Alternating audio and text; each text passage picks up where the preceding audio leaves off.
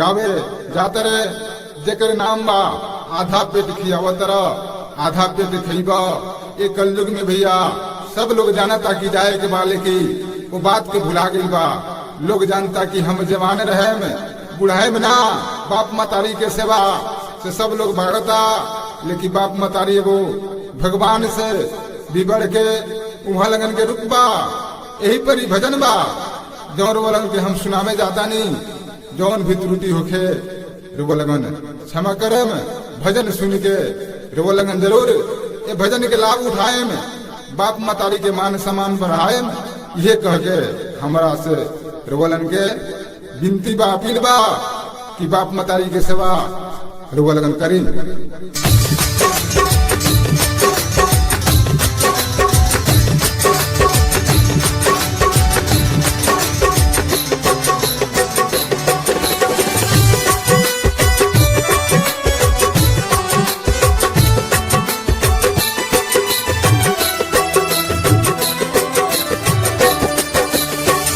आधा पेट खियावा तारा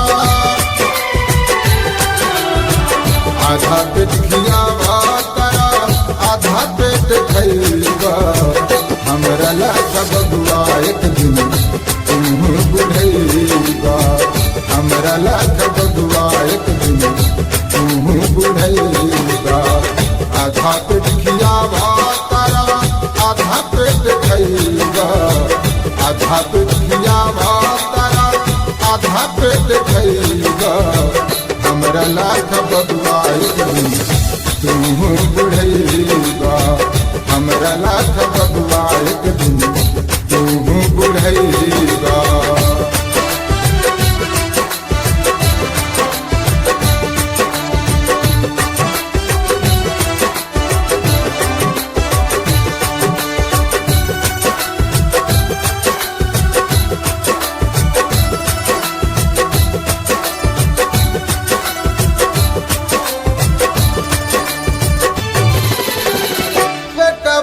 काटी काटी तोहके खिलवनी तोहके पढ़ा के बबुआ मास्टर बनावनी।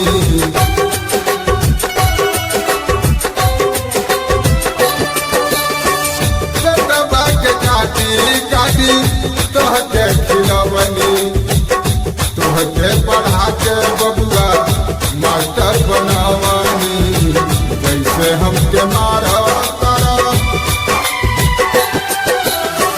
जैसे हमके मारा तारा वैसे मार खइबा।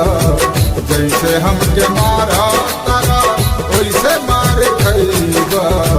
हमरा लाख बबुआ एक दिन तुम बुढ़ैबा। हमरा लाख बबुआ एक दिन तुम बुढ़ैबा।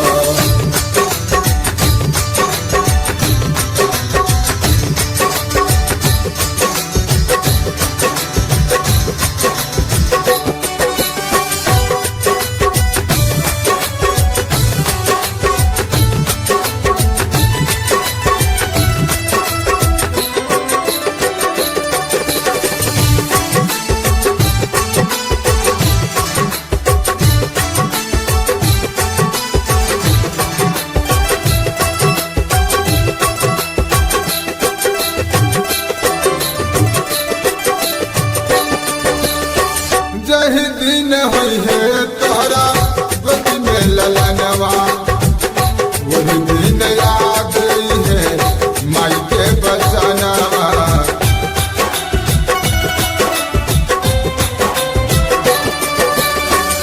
जही दिन हुई है तोहरा गोदी में ललनवा वही दिन याद है माई के बचनवा।